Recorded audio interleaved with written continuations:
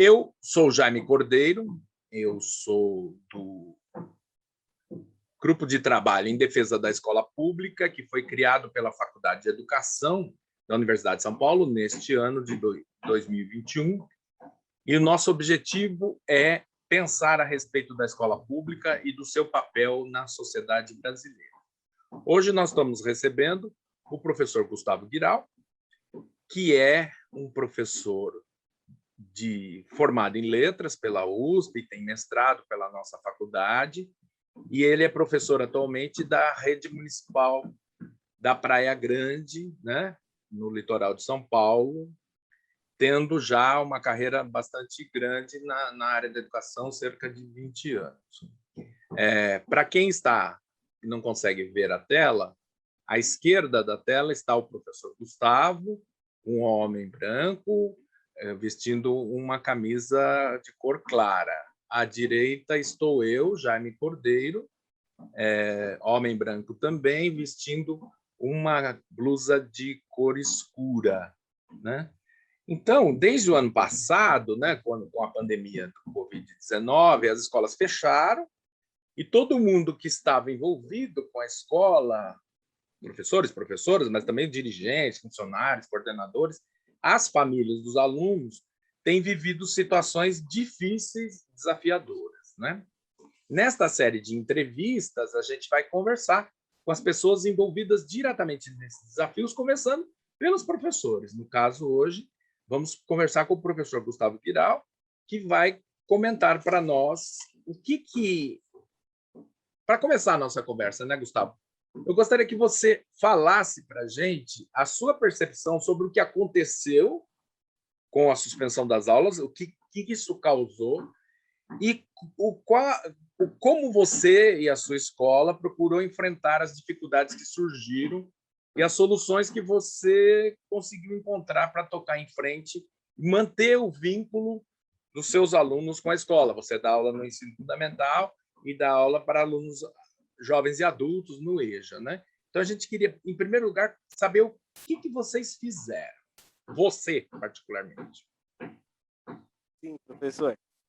A primeira coisa que eu gostaria de dizer é que é o seguinte, tem uma certa discursividade acontecendo da imprensa, que atinge os alunos, evidentemente, já que eles consomem a imprensa de alguma maneira, que é a de, como posso dizer, né? Eles tratam esse momento da pandemia e da suspensão das aulas presenciais exatamente como um problema, uma dificuldade incontornável, como se as aulas agora estivessem sendo piores do que elas eram antigamente. E eu tenho uma certa tristeza em relação a isso, já que muitas coisas boas foram possíveis de acontecer nesse momento e não eram possíveis antes. Quer dizer, esse é um momento, é claro que ele é diferente, é claro que ele é impensável, de certa forma, ele não foi planejado por nenhum de nós, mas ele é um momento interessante, né, na educação. Isso é uma primeira coisa. O que nós pudemos fazer na Praia Grande, e em particular na minha escola, foi instituir uma relação com os alunos por meio dos e-mails e, portanto, por meio necessariamente da escrita e da leitura, de modo que os professores tiveram de escrever e ler os alunos todos os dias e os alunos tiveram de ler os professores todos os dias e escrever para eles. Escrever mesmo, não como no WhatsApp, que tem áudio, não no YouTube, não no Classroom, que tem aí emoji, que tem, enfim, uma série de formas de se esquivar da escrita. No e-mail é muito difícil, você é mesmo obrigado a escrever e a ler, mesmo quando os e-mails são longos, mesmo quando são curtos, enfim. De maneira que tivemos a oportunidade de lidar mesmo com o que de fato os alunos são capazes de escrever e ensinar no mínimo, como é que se redige um texto mais ou menos formal, coisa que não é fácil de ensinar, que os alunos querem tornar, é claro, né, os e-mails uma plataforma também de chat. E os e-mails não são chats. Então, já esse tipo de ensino me parece imensamente proveitoso e, sem nenhuma sombra de dúvida, ele seria impossível de acontecer numa sala de aula convencional, já que lá a relação é oral, não é escrita. Por mais que haja escrita, por mais que haja leitura, não tem jeito. O principal é a conversa, é a fala, né? A fala do professor, a audição dos alunos e vice-versa. Agora, o que é muito perigoso, o que é mais perigoso nesses momentos, é a invenção desse ensino híbrido que dizem forçado e coisa dessa natureza. Por quê? Quando isso aconteceu na Praia Grande por pouco tempo, por acho que um mês, no máximo um mês, isso é extremamente perigoso, porque isso inviabiliza a relação com os alunos à distância e inviabiliza também a relação com os alunos presencialmente. Aquilo não é uma relação não é uma relação escolar. Aquilo precisa inventar uma outra relação para viver naquilo. Por quê? A gente está com um número hiper reduzido de alunos, 5, 6, se muito, normalmente menos que isso, e a gente não sabe quando vai encontrar de novo esses alunos. De maneira que não é possível desenvolver um trabalho. Aquilo pode ser palestra, pode ser workshop, pode ser jogo lúdico, pode ser qualquer coisa, menos aula. E aquilo, então, os professores ficam obrigados a receber alunos esparçadamente e não consegue trabalhar com eles virtualmente, de maneira nenhuma. Há um risco, claro, enorme de contágio e o trabalho pedagógico não se desenvolve, nem numa ponta, nem na outra.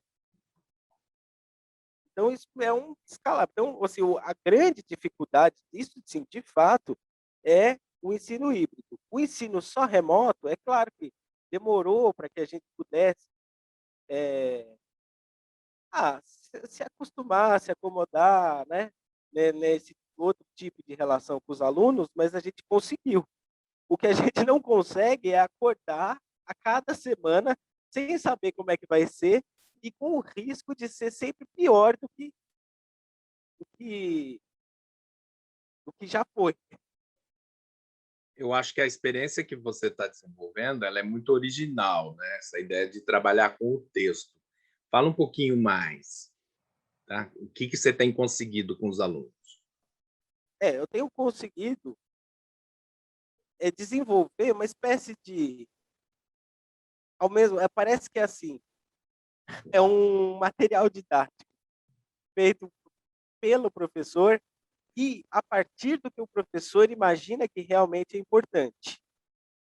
O que é uma situação muito, muito, muito interessante, muito inédita para mim. Eu, inclusive, eu juro, eu trabalhei, né, na minha carreira como revisor de material didático na Unip e como o produtor, né, de material didático pelo FOC.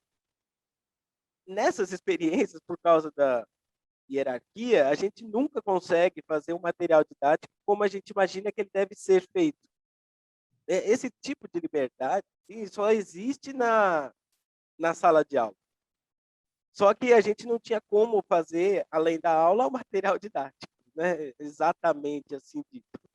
Agora sim, então nós conseguimos escrever textos que são, ao mesmo tempo, assim, explicativos, daquelas coisas que nos parecem que serão as mais importantes. Aliás, eu digo do ponto de vista da língua portuguesa, né, a matéria que eu leciono, como é fundamental a gente dar mais atenção para a literatura, coisa que não é feita até haver ali no ensino médio a disciplina propriamente dita de literatura. Até então, nós somos obrigados, eu acho que essa é a palavra. A gente é obrigado a lidar, nem que seja minimamente, com textos infinitamente pobres, infinitamente mesquinhos, que são os textos a partir dessa ideia de gênero literário, nós somos obrigados a trabalhar com charge, com história em quadrinho, com resenha de jornal, ou com notícia de jornal, que são textos infinitamente descartáveis, são textos pobres, são textos que qualquer um consegue ler. Aí alguém diz assim, se qualquer um consegue ler, por que os alunos não vão bem nas avaliações? Bem, talvez eles não consigam responder as perguntas, mas eles sabem ler. Qualquer um que seja minimamente alfabetizado consegue entender qual é o humor na charge tal, qual é o principal alvo da notícia tal. Todos eles sabem isso. E ninguém sabe Shakespeare. Ninguém. As pessoas saem da escola, elas ficam 10, 15, 12 anos na escola, elas nunca leram uma linha de Shakespeare. Porque ele não é literatura portuguesa, porque ele não é literatura brasileira, porque ele não... Não. Nem Shakespeare, nem o Dante, nem o Camões. Talvez na aula de literatura um pouquinho, mas também de modo assim, a ler mais o resumo do Camões do que o próprio Camões, né? Então a gente precisaria, no meu entendimento, inserir a literatura ou textos difíceis, que seja Kant, que seja quem quer que seja, não importa, desde que seja um texto complexo. Por quê? Os alunos precisam ter o mínimo de experiência de ler um texto bem difícil. E essa experiência foi possível, ou ela está sendo possível agora, a partir dos e-mails, porque eles leem o texto que não é meu, inclusive, e o qual eu posso comentar, eu posso explicar, eu posso provocar alguma coisa, né? Mas é uma escrita cotidiana. Muito legal essa sua proposta, essa sua experiência que você está desenvolvendo. Agora, eu gostaria que você comentasse o que você acha que vai precisar ser feito e o que pode ser feito, né, quando a escola voltar a funcionar presencialmente, né?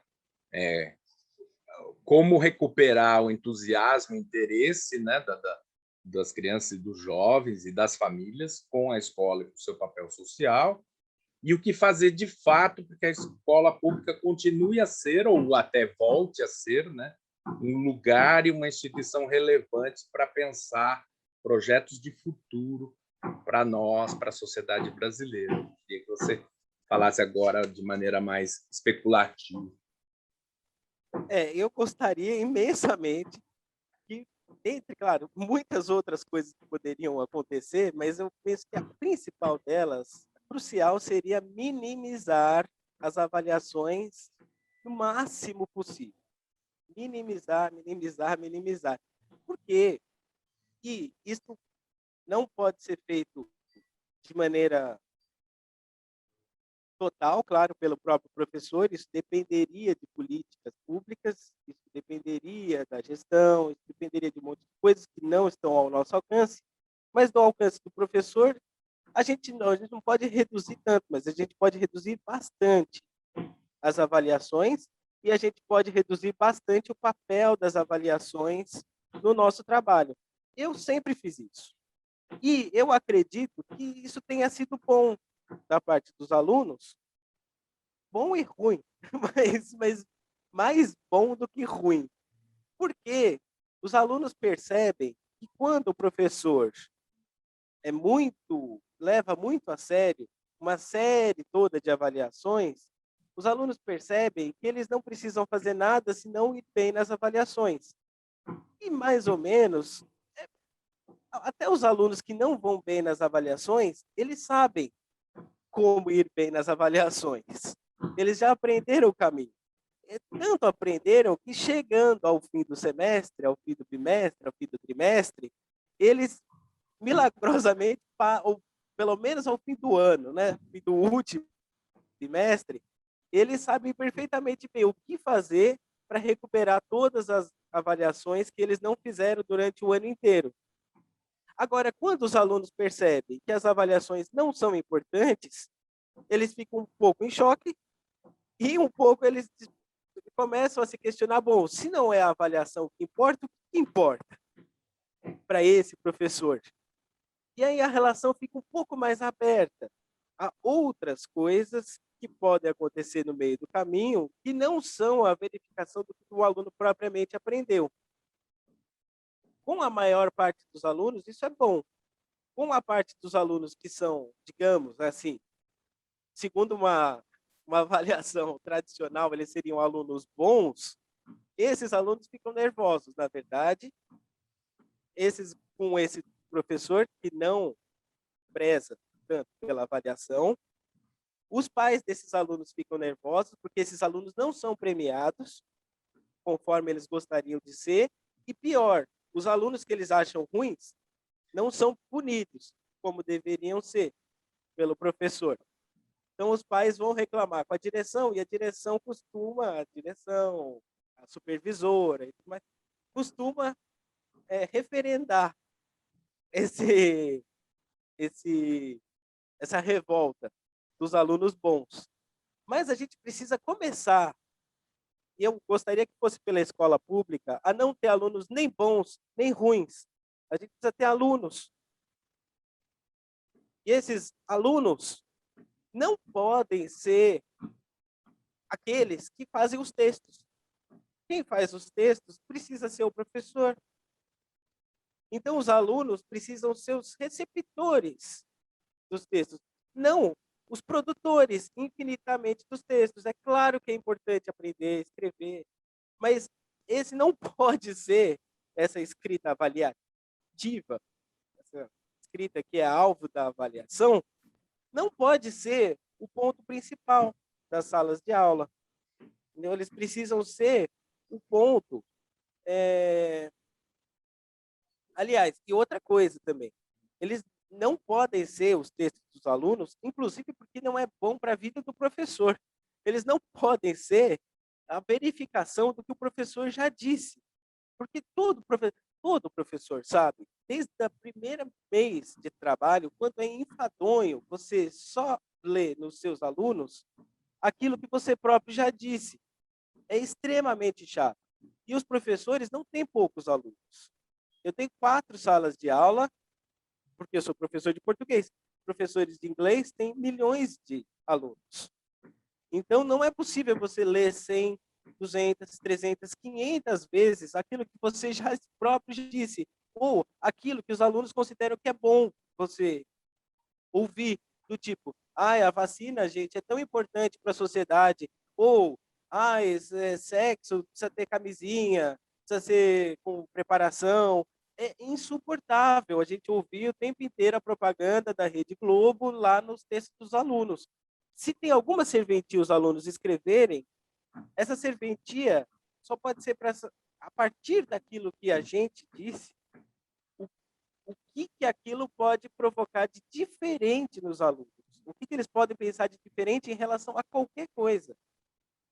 Não exatamente em relação, né, àquilo que eu gostaria de ouvir ou aquilo que eles imaginam que eu gostaria de ouvir. Então, eu penso que essa relação de avaliação diminuída, ela poderia trazer imensos bons frutos. E seria, claro, uma experiência radical, e por isso ela pode ser uma experiência da escola pública e não da privada, já que lá eles deveriam ser mais conservadores. Muito bom, Gustavo. Muito interessante, instigante tudo que você fala. E, em nome do GT em Defesa da Escola Pública, eu agradeço demais a sua contribuição, tá? E obrigado também a vocês todos que estão nos assistindo. A gente convida vocês para acompanhar a nossa série de entrevistas, os outros conteúdos que a gente vai produzir e divulgar. Junte-se a nós nessa nossa defesa da escola pública brasileira e muito obrigado. Obrigado, Gustavo. Obrigado, professor.